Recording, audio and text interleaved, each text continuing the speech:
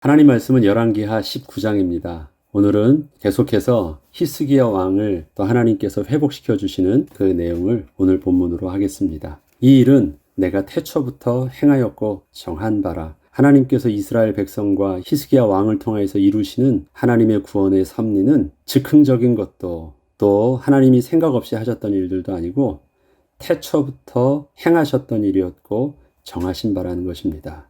행하셨다라는 말은 뭡니까? 하나님께서 이미 천지를 창조하실 때 이미 완벽하게 다 끝내놓으셨던 일이라는 것입니다. 그 가운데 하나님께서 하나님 백성을 향해서 품으셨던 정하신 바대로 오늘이라는 시간표 속에서 하나님의 그 뜻을 이루어 가신다는 것입니다. 하나님께서는 자신의 왕복을 벗고 자복하고 회개함으로 하나님의 은혜를 구하는 히스기야 왕에게 이사야 선지자를 통해서 하나님의 구원과 회복의 말씀을 들려주셨습니다. 하나님께서는 먼저 아수르 왕의 그 교만한 말을 다 듣고 알고 계신다고 하셨습니다.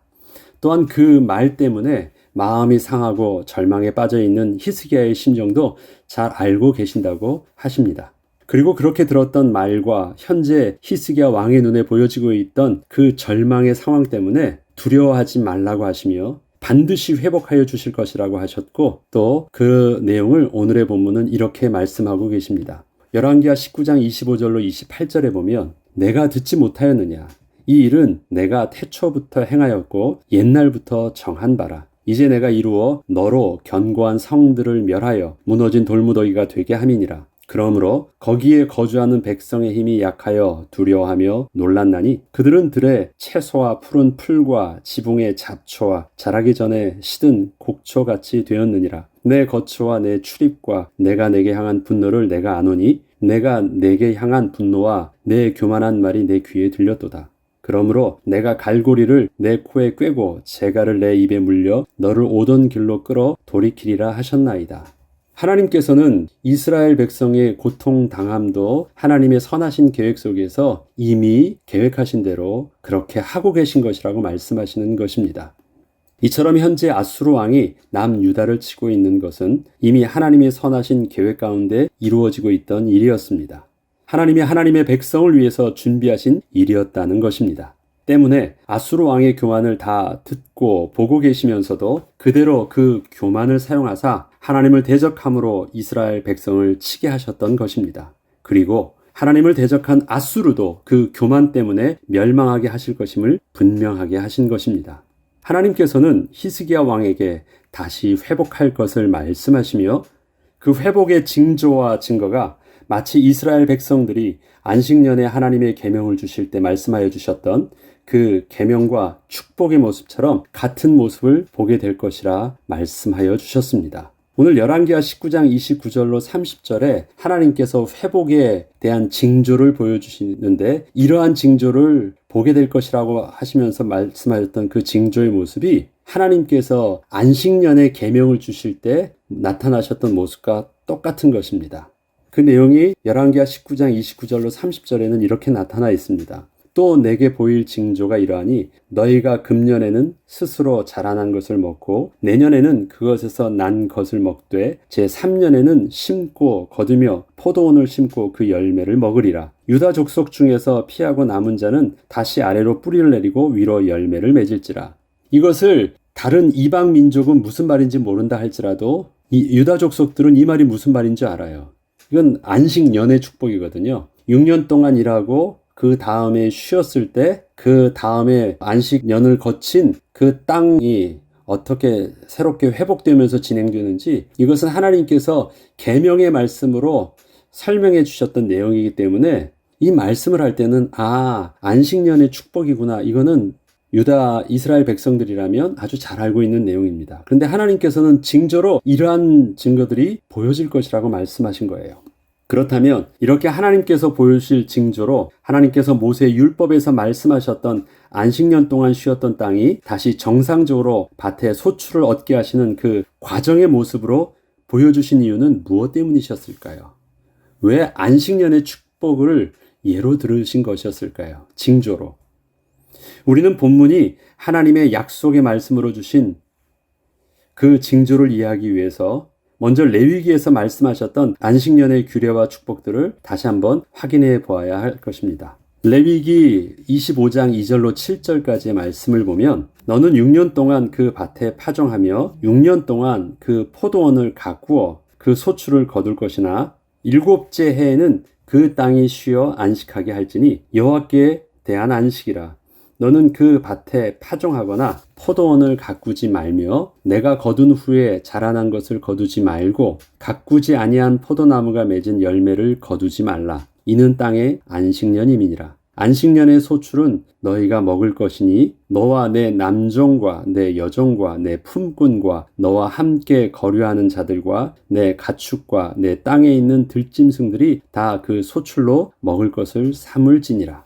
이처럼 안식년의 계명은 단지 한 해의 쉼만을 의미하지는 않았습니다. 그 안식년 안에는 사람이 쉬고 또 땅이 쉬고 또 그 사람에게 속한 모든 종들과 가축도 쉴 수 있기 때문이었습니다. 그리고 이것은 여호와께 대한 안식이다라고 표현하면서 안식년을 통해서 하나님과의 관계가 또 회복되어지는 영적인 비밀도 그 안에 있음을 분명히 말했습니다.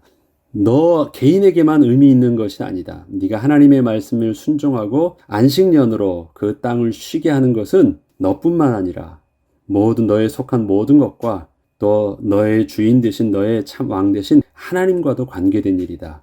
그러니까 안식년 또 안식일을 잘 지키라고 말씀하셨던 것입니다.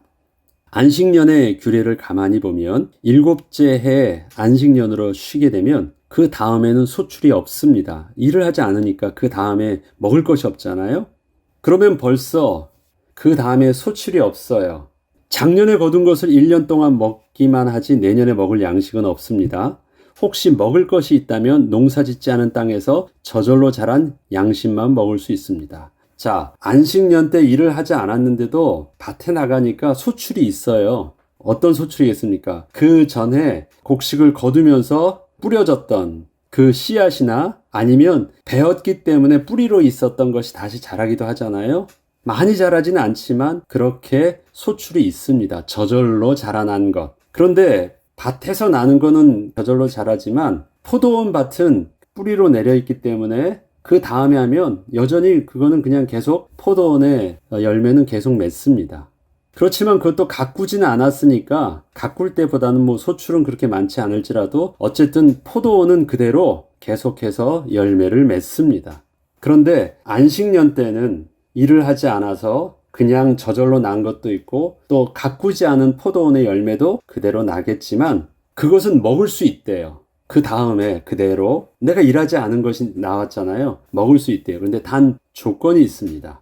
그렇게 난 것은 주인이 누구냐면 본래 포도원이나 밭의 주인은 주인이 따로 있는데 땅의 주인이 따로 있는데 안식년에 저절로 난 것과 그 다음에 그 포도원에 난 그 열매는 주인이 없어요. 하나님이 주인이십니다. 그래서 들의 짐승들도 먹을 수 있고 나그네도 먹을 수 있고 종들도 먹을 수 있고 또 본래 밭의 주인도 먹을 수 있어요. 아무도 주인이 없습니다. 누구든지 원하는 대로 다 와서 먹을 수 있는 것이에요. 그래서 첫 해 안식년 때 했었던 소출을 그냥 그렇게 먹을 수는 있습니다. 그리고 그 해 다 거둔 후에다가 뿌리잖아요. 그 다음에 소출을 나기까지 본격적으로 그 다음에 소출이 열매가 실질적으로 열매가 나는 것은 3년 차째 나는 것입니다. 안식일에 쉬고 그 다음에 뿌리고 3년 차에 열매를 거둡니다. 3년 차에는 열매를 그때서야 제대로 먹습니다. 이것이 바로 하나님의 말씀대로 순종했을 때 다시 소출을 먹기까지의 과정이에요. 근데 이것을 지금 회복의 말씀으로 또 징조로 보여주셨던 것이거든요. 이렇게 시간이 걸리는데 이러한 사장을 하나님께서는 이미 알고 계셨기에 하나님께서는 처음부터 모세를 통하여 안식년의 계명을 주실 때에는 6년차 되는 해에는 3년 동안 먹을 수 있도록 그 소출을 풍성하게 해주신다고 하시며 안식년을 지키라고 하셨습니다. 여러분, 안식일을 지키라고 하실 때 또 광야에서 만나를 먹게 하실 때 안식일 날은 만나를 거두지 말라고 하셨잖아요. 그러면서 하나님께서 주셨던 만나의 약속과 축복은 어떤 것이었습니까? 그때는 이틀치를 구해라요.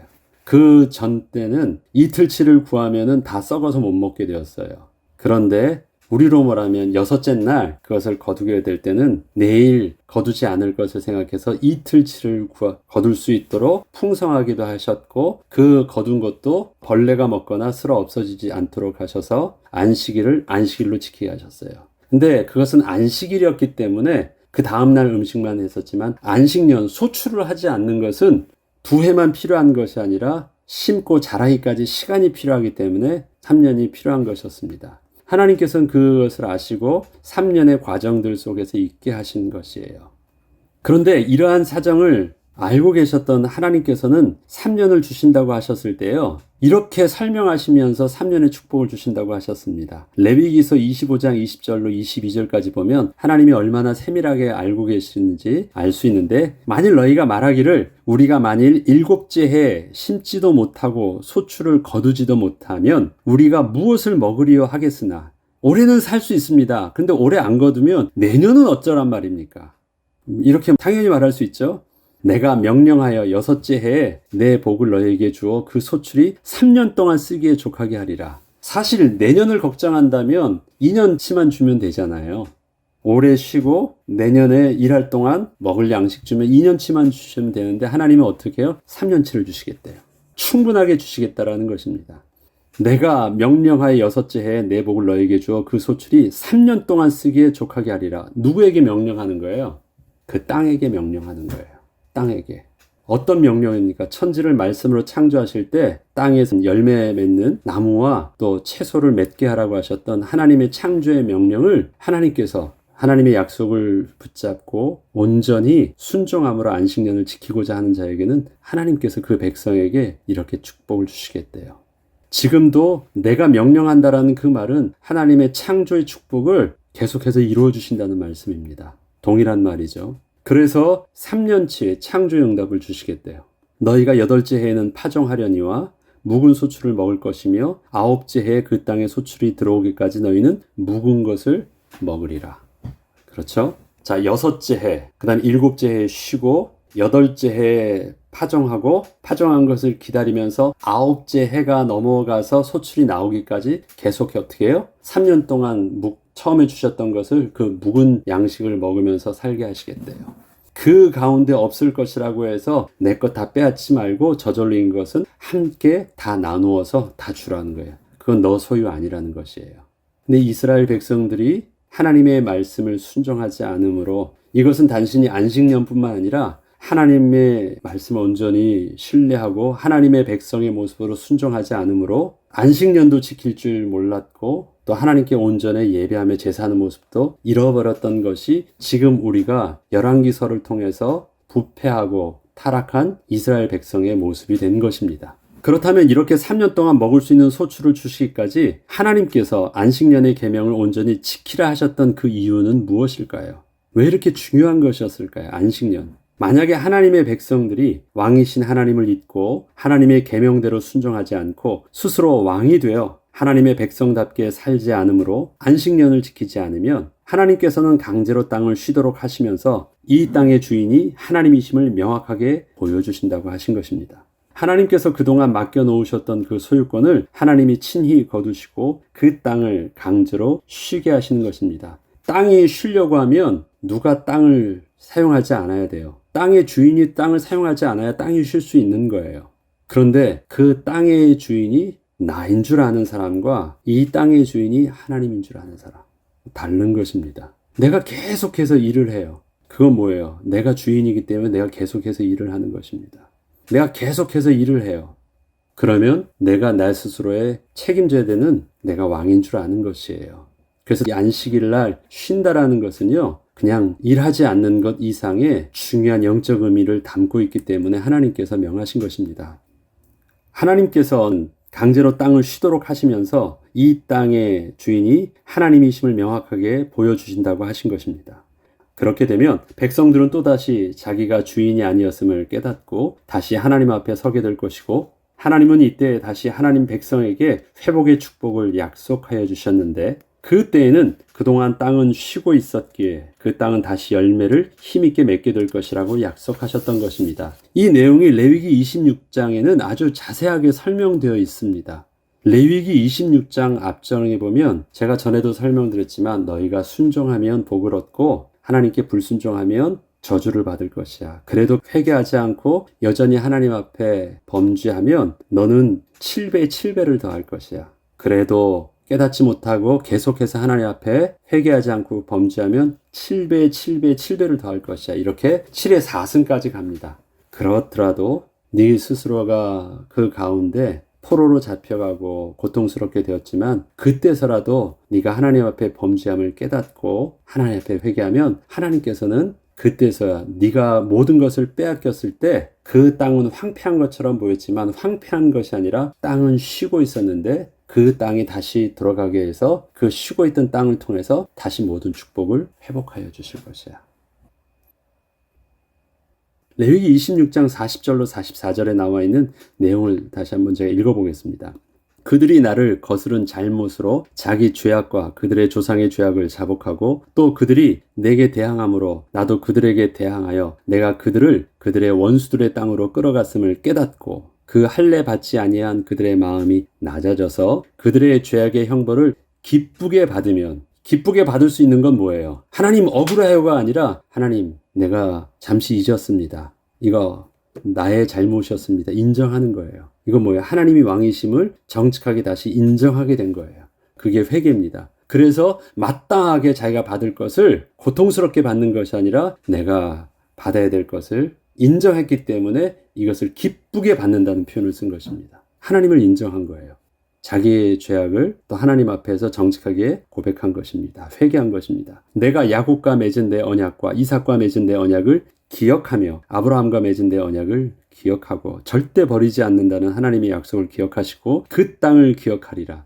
그 땅을 기억하기에 그 땅이 무슨 땅인 줄 아세요? 내가 하나님 백성에게 약속으로 주셨던 그 땅이에요. 다른 사람이 주인이 아니에요. 그 땅의 주인은 하나님의 백성 거예요.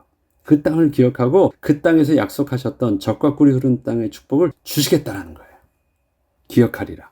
그들이 내 법도를 싫어하며 내 규례를 멸시하였으므로 그 땅을 떠나서 사람이 없을 때 그 땅은 황폐하여 안식을 누릴 것이요 그들은 자기 죄악의 형벌을 기쁘게 받으리라. 두 가지가 동시에 이루어지고 있죠. 하나는 사람이 하나님 앞에서 그 완악했던 마음이 하나님 앞에서 기경되고 있어요. 하나님의 백성의 교만함을 성경은 이렇게 표현하거든요. 그 마음이 완악했다. 그 마음이 아주 하든하다. 딱딱해졌다라는 거예요. 그런데 포로로 잡혀가니까 그 마음이 어떻게 해요? 옥토와 같이 겸손하게 바뀌어요. 하나님의 말씀을 품을 수 있는 마음으로 바뀌어요. 그리고 그 땅도 어떻게 해요? 황폐되고 빼앗긴 땅인 줄 알았는데 아니에요. 그 땅이 뭘 하고 있었어요? 쉬고 있었어요. 힘을 다시 회복하고 있었어요. 누구를 위해서? 하나님의 백성의 복이 되도록. 그래서 그 때가 되어지면 다시 하나님께서 오게 하신대요. 그런즉 그들이 그들의 원수들의 땅에 있을 때 내가 그들을 내버리지 아니하며 미워하지 아니하며 아주 멸하지 아니하고 그들과 맺은 내 언약을 폐하지 아니하리니 나는 여호와 그들의 하나님이 됨이니라. 이렇게 다시 70년 만에 돌아오게 되잖아요. 그건 이제 나중에 더 할 것인데 이것을 이미 언제요? 하나님께서는 하나님의 백성을 가나안 땅에 들어가기 전부터 광야에서 모세를 통해서 이미 약속해 주셨어요. 그러니까 하나님께서 이미 태초부터 너에게 정하신 바라 뜻하신 바라 하나님의 뜻이 이미 계셨다는 것을 이렇게 분명히 알게 해주신 거예요. 그래서 지금 히스기야 왕에게 안식년의 축복을 말한 것은요. 이 말씀을 기억하게 하는 것이에요. 정했던 거야. 너에게 진행되어지는 것은 너 우연히 억울하게 그냥 한 것이 아니라 하나님이 단순히 화가 나서 그런 것이 아니라 내 백성과의 맺은 언약대로 너희를 회복하기 위해서 진행되어지는 거야. 이처럼 히스기야 왕의 모습을 보면 그가 하나님의 백성의 모습으로 하나님과 연합하여 하나님의 백성답게 온전히 하나님을 섬겼지만 하나님께서는 이스라엘 백성을 향하신 그 구원의 섭리 속에서 아수르를 보내사 이스라엘 백성들을 온전한 하나님의 백성으로 회복시키길 원하셨어요. 히스기야 왕의 문제가 아니라 지금 북이스라엘과 남유다에 지금 뿌리 있게 있는 그 영적인 타락의 문제를 하나님이 회복시키셔야 됐잖아요.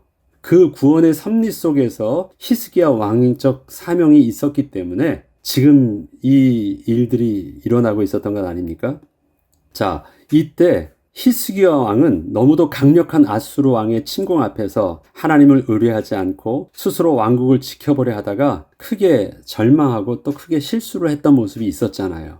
사람을 의지해서 또 하나님께 나아가지 않고 의지하면서 아수르 왕을 통해서 큰 부끄러움을 당하고 자기가 하나님 앞에 서게 된 것이었잖아요. 그러나 그가 다시 자복하고 회개함으로 하나님 앞에 서서 이때가 하나님의 환난과 징벌과 모욕을 주사 다시 하나님 앞에 겸손히 서게 하신 때임을 깨닫고 겸손히 하나님의 은혜 앞에 서자 하나님께서는 약속하신 대로 다시 회복하여 주신다는 약속을 안식의 축복의 모습을 창조로 또 징조로 보여주시겠다고 하신 것이었습니다. 자, 그가 지금 다시 회개하려고 성전 앞에서 베옷을 입고 옷을 찢으며 하나님의 은혜를 구해요. 그리고 이때가 내게 지금 하나님 환난과 징벌과 모욕을 주신 때다. 이건 뭐예요? 레위기서에서 말씀하신 것처럼 하나님께서 내게 주신 이 상황들을 통해서 그들의 마음이 낮아져서 그들의 죄악의 형벌을 기쁘게 받으며 지금 히스기야 왕이 그렇게 기쁘게 받는 것입니다. 그때 어떤 일들이 일어났어요? 회복의 축복을 받게 해주신 거예요. 그 축복의 징조로 그 땅과 그 사람의 모습이 어떻게 회복되어진지 보여준 것이에요. 그렇기 때문에 히스기야 왕이 이렇게 하나님 앞에 회개했을 때 징조를 볼 텐데 안식년이 회복되는 것처럼 징조를 보여줄 것이다. 히스기야 왕은 이 말이 무슨 말인지 알아요. 아, 이것이 바로 모세의 율법에 주셨던 하나님의 그 약속의 말씀이셨구나. 너무 확 와닿는 거예요. 그러셨구나. 하나님께서 안식일과 안식년의 계명을 주신 것은 단순히 쉬게 하신 것만이 아니셨습니다. 인생의 주인이 누구인지를 정확하게 알게 하시고 주인 되신 주님께 나아가 모든 것을 다 이루셨다는 주님의 안식 속으로 들어가 주님과 더불어 안식하게 될 때 그것이 참다운 복임을 잊지 않고 누리게 하여 주신 것입니다. 내가 다시 창조하여 주니까 그 창조의 응답을 네가 누리고 그것을 가지고 하나님과 더불어 하나님께 영광을 돌리고 하나님께 예배하고 하나님과 교제하라는 것입니다. 그런데 지금 사람들의 모습은 뭐예요? 더 많이 벌게 되니까 그것 가지고 역시 난 잘났어. 그리고 그것 가지고 뭐예요? 그 다음날 놀러 다녀. 그 다음날 더 하나님을 더 잊어버리고 스스로 이젠 자기가 잘났는 줄 알아. 역시 난 잘났어. 그래서 하나님이 주시는 창조의 축복을 누리지 못하고 스스로 더 왕이 되어서 교만한 모습으로 서요. 그것이 세상의 모습입니다. 하나님이 우리에게 3년의 소출을 더 주셨어요. 부자 된 것이 아니에요. 하나님과 더불어 하나님의 백성과 더불어 함께 하나님의 은혜를 온전히 누릴 수 있도록. 그래서 하나님이 이틀의 축복을 주시고 3년의 소출의 축복을 더 주셨을 때 우리는 어떻게 해야 돼요? 두려워해야 돼요. 하나님을 멀어지지 않도록 경외함으로 하나님 앞에 예배하는 모습을 배워야 돼요.